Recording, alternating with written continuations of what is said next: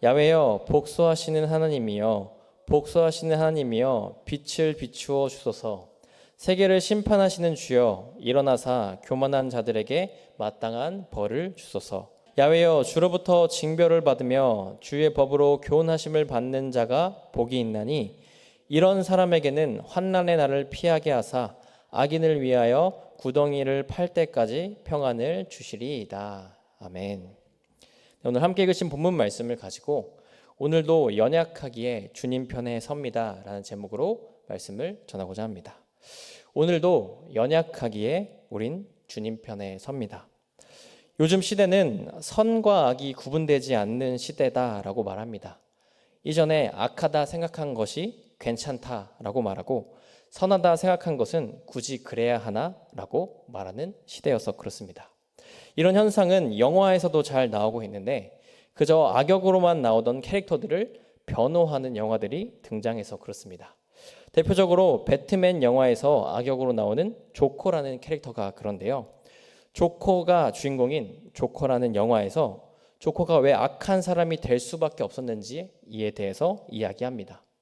조커는 원래 악한 사람이 아니었는데 세상이 조커를 이해하지 못하고 받아주지 못하니 조커가 악한 사람이 되었다라고 영화는 이야기합니다. 사람들은 이 영화를 보고 나서 더 이상 조커를 악한 사람이라고 이야기하지 않습니다.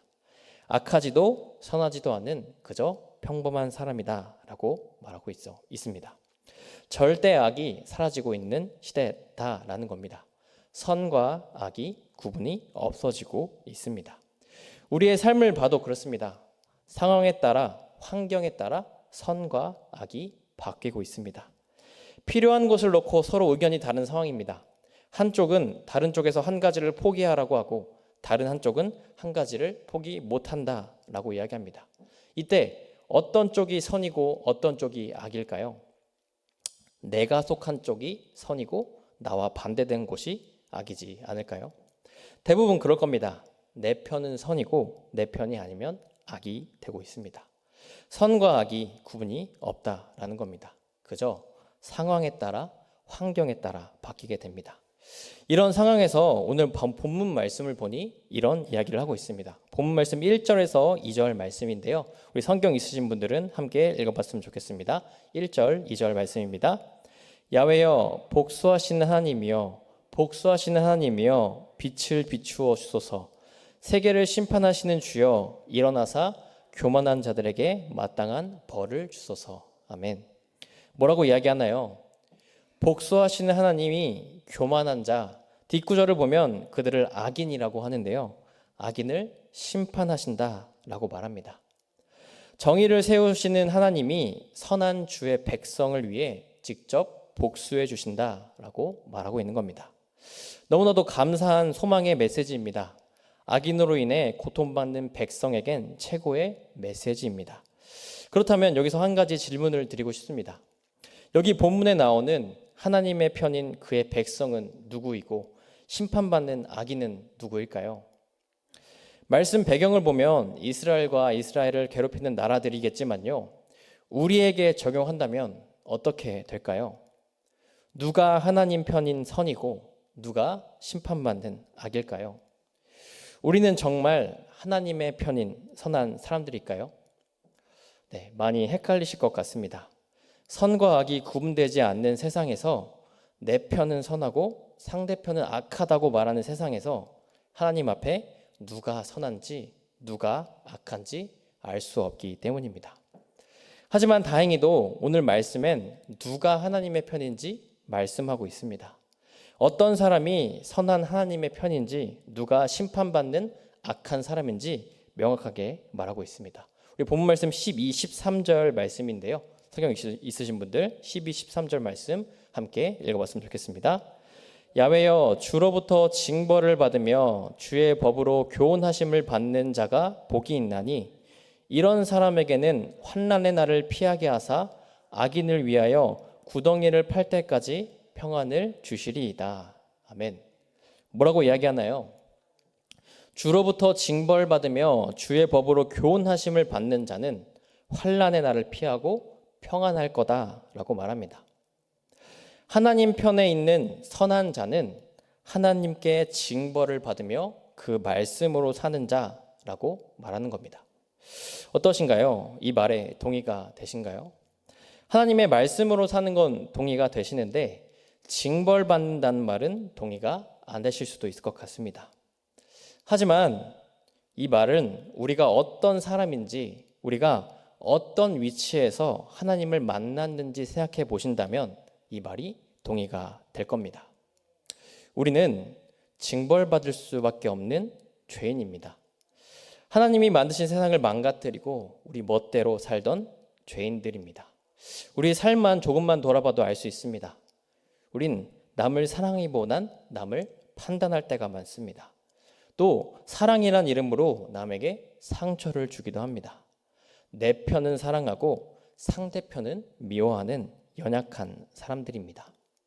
한평생 복음 전수를 위해 살았던 사도 바울도 자신을 표현할 때 이렇게 표현합니다. 나는 죄인 중에 내가 괴순이라. 우리는 징벌받을 수밖에 없는 죄인들이다라는 겁니다. 연약한 사람들이다라는 거죠. 그런데 우리는 어떻게 살아가나요? 우리가 징벌받아야 마땅한 죄인이라 생각하지 않습니다. 나는 징벌이랑 상관없는 의인이다라고 생각하며 살 때가 많습니다. 하나님의 은혜로 죄인인 우리가 의인으로 여김받아 사는 건데 원래부터 의인인 것처럼 살고 있다라는 겁니다. 최근 한 유튜브 채널에서 기독교인들이 무례한 이유에 대해 이야기한 적이 있습니다. 총 3가지 이유를 들었는데요. 그중 가장 공감됐던 이유가 우리가 진리다라고 생각한다라는 겁니다. 이게 무슨 말이냐면요. 우리는 하나님께로부터 온 진리를 내가 진리라고 이야기한다라는 겁니다. 하나님이 진리이신데 내가 진리다라고 산다라는 거죠. 그러다 보니 다른 사람을 사랑하기보단 판단합니다. 내가 진리니까 내 뜻대로 하지 않으면 틀리다라고 이야기하는 거죠. 비기독교인 입장에서 같은 기독교인이 생각해도 무례하다 느낄 수 있다라는 겁니다. 저도 그럴 때가 많습니다. 전도사라는 이유로 신학을 공부했다는 이유로 저와 다른 생각을 판단하고 정죄합니다. 다른 사람의 행동을 욕합니다.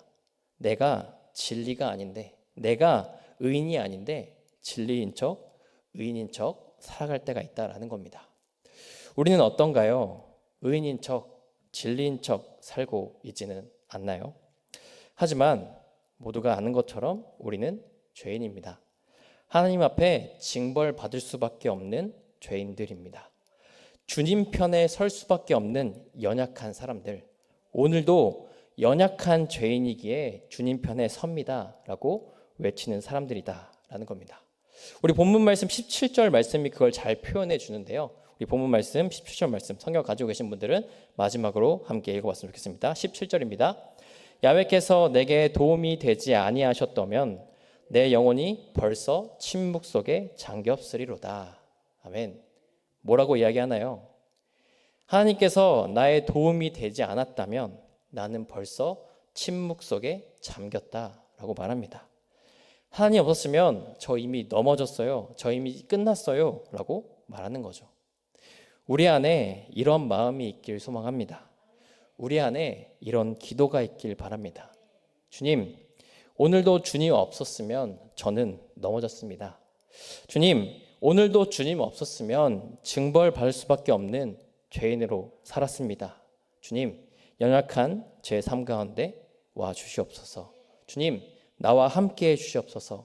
부족한 저의 편이 되어 주시옵소서. 이렇게 기도할 때 오늘 말씀처럼 주님은 우리의 편이 되어 주십니다. 무엇이 선이고 악인지 모르는 세상 속에 정의를 세우시는 주님께서 우리의 편이 되어 주신다라는 겁니다. 우리를 지키시고 다시 일어날 소망을 주신다라는 겁니다. 우리 모두가 의인인 척, 진리인 척 사는 게 아니라 주님, 오늘도 연약한 죄인이기에 주님이 필요합니다. 주님 편에 섭니다 라고 고백하며 주님의 도우신 가운데 살아가시길 주님의 이름으로 소망합니다. 그렇다면 마지막입니다. 어떻게 하면 우리가 늘 주님 편에 설 수 있을까요? 어떻게 하면 우리가 늘 죄인임을 기억하며 살 수 있을까요? 그건 판단이 아니라 공감하는 겁니다. 손가락질하는 게 아니라 손 잡아줘야 한다라는 겁니다. 내가 죄인인 걸 아는 사람은 함부로 판단하지 않습니다. 나도 똑같은 사람이라는 걸 알기 때문입니다. 우리가 살면서 가장 재미를 느끼는 것이 있다면 뭐가 있을까요? 취미 생활하는 것, 친구들을 만나는 것, 예배 드리는 것, 여러 가지가 있겠지만 가장 재밌어 하는 게 뒷담이라고 합니다. 그 사람 없는 곳에서 그 사람 이야기를 하는 게 얼마나 재미있는지 뒷담하느라 내려야 할 버스 정류장도 지나친다라는 이야기가 있습니다. 그럼 보통 뒷담할 때 무슨 이야기를 할까요? 칭찬을 할까요? 아닙니다. 보통 판단을 합니다. 쟤는 저래서 안 돼, 저래서 저렇지 하며 판단하고 정죄합니다. 죄인인 내가 진리인 것처럼, 의인인 것처럼 판단할 때가 많다라는 겁니다. 욥기에 나온 친구들이 그랬습니다. 뒷담은 아니었지만 자신들은 의인인 것처럼, 자신들은 진리인 것처럼 욥을 판단합니다. 욥의 상황을 다 알면서도 욥, 너는 죄인이라서 그래, 너는 그래서 안 돼 라고 하면서 욥을 정죄합니다. 하지만 욥의 친구들이, 또 우리들이 판단할 수 있는 사람들일까요? 아닐 겁니다. 우리가 판단하는 사람들보다 더 부족한 사람일 수 있습니다.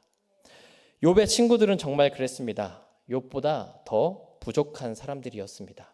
나중엔 하나님이 욥에게 친구들을 위해 제사를 드려주라고 말할 만큼 친구들은 부족한 사람들이었습니다. 우리도 그렇습니다. 우리는 우리가 판단하는 그 사람보다 더 부족한 사람일 수 있습니다.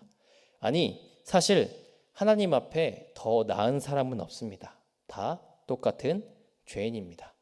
판단하며 살기엔 다 비슷한 죄인들이다라는 겁니다. 그래서요, 우리가 할 수 있는 건 판단이 아니라 공감입니다. 비슷한 죄인이기에, 똑같은 죄인이기에 할 수 있는 건 공감밖에 없다라는 말입니다. 나의 아픔을 가장 잘 아는 사람은 나와 비슷한 아픔을 겪은 사람이라고 합니다. 코로나를 걸려본 사람이 코로나의 아픔을 가장 잘 안다라는 거죠. 우리가 서로 공감하는 것도 그렇습니다. 우리가 죄인이기에, 우리가 징벌받아야 할 마땅한 죄인이기에 다른 사람, 다른 죄인들도 공감할 수 있다라는 겁니다. 너도 이것 때문에 힘들구나, 너도 이래서 아프구나 하면서 손가락질하는 게 아니라 손 잡아줄 수 있다라는 겁니다. 우리 안에 이 마음이 가득했으면 좋겠습니다. 죄인의 언어, 판단이 아니라 공감하시길 바랍니다. 너도 이것 때문에 고민이구나, 이것 때문에 아프구나 하면서 손 잡아주시길 바랍니다. 그렇게 될 때 우린 진리가 아니라 진리를 얻은 죄인으로 살아갈 수 있습니다. 의인이 아니라 의인으로 여김받은 죄인으로 살아갈 수 있습니다. 오늘도 연약한 죄인이기에 주님 편에 살아갈 수 있다라는 겁니다. 사랑하는 순복음 송파교회 성도 여러분, 한 신학자는 교회를 병원이라고 이야기했습니다. 연약한 죄인들이 모인 곳이라 그렇습니다. 온전한 사람 없이 어딘가 부족한 죄인들이 모여있는 곳이 교회여서 그렇습니다. 그런데 주님은 그 연약한 자들의 편이 되어 주십니다. 온전한 의사가 되셔서 죄인인 우리를 지키시고 보호하십니다. 우리가 이 사실을 늘 기억했으면 좋겠습니다. 내가 의인이어서, 내가 진리여서 주님이 내 편이 되신 게 아니라 내가 죄인이기에, 오늘도 연약하기에 주님이 내 편이 되어주셨다라는 걸 기억하시길 바랍니다. 그러기 위해 우리가 서로 판단하지 않고 공감했으면 좋겠습니다. 같은 죄인으로 서로 손가락질하지 않고 손 잡아주시길 바랍니다. 그렇게 될 때 부족하지만, 연약하지만 하나님은 우리의 편이 되어주십니다. 우리를 책임지시고 보호하십니다. 오늘도 살아갈 힘을 주십니다. 우리 모두가 연약한 죄인이지만 내 편 되시는 하나님으로 인해 평안의 삶, 기쁨의 삶 살아가시길 주님의 이름으로 소망합니다. 오늘도 연약하기에 주님 편에 섭니다. 함께 기도하겠습니다. 사랑해 주님, 감사합니다. 주님, 우리가 살아가면서 우리가 진리인 양, 우리가 의인인 양 살 때가 참 많이 있는 것 같습니다. 선과 악이 구분되지 않은 세상 속에 내 편은 선하고 내 편이 아니면 악하다고 이야기하는 우리의 삶입니다. 주님, 이렇게 정말 선과 악이 구분되지 않는 상황 속에서 주님은 악한 사람들을 심판하신다고 이야기하고 선한 주님의 백성을 구하신다라고 이야기합니다. 주님 편에 설 수 있도록 우리가 늘 죄인임을 기억하며 살아갈 수 있게 도와주시옵소서. 오늘도 연약한 죄인이기에 제가 주님 편에 있겠습니다. 오늘도 주님이 필요합니다라고 고백하며 나아가는 우리 모두가 될 수 있도록 도와주시옵소서. 그렇게 연약함으로 나아갈 때 주님은 우리의 편이 되실 줄 믿습니다. 우리의 편이 되셔서 우리를 지키시고 보호하실 줄 믿습니다. 주님, 그렇게 하기 위해 우리가 늘 죄인임을 기억하기 위해 이제는 판단이 아니라 죄인의 언어인 공감하며 나아갈 수 있게 도와주시옵소서. 같은 죄인이기에 같은 마음이기에 우리는 공감할 수밖에 없습니다. 주님, 우리 가운데 공감할 수 있는 그 긍휼의 마음을 허락하여 주시옵소서. 그래서 너도 이것 때문에 아프지, 너도 이것 때문에 힘들지 하며 서로에게 손가락질하는 게 아니라 손 잡아줄 수 있는 우리 모두가 될 수 있도록, 그런 병원 공동체, 그런 아픈 공동체, 아프지만 함께하고 주님 편에 서는 공동체, 우리 교회 될 수 있도록 우리와 함께하여 주시옵소서. 우리가 주님 편에 섭니다. 오늘도 연약한 우리가 주님 앞에 섭니다. 주님, 우리와 함께하여 주시옵소서. 이 모든 말씀 우리를 사랑하시는 내 편 되신 예수님의 이름으로 기도합니다. 아멘.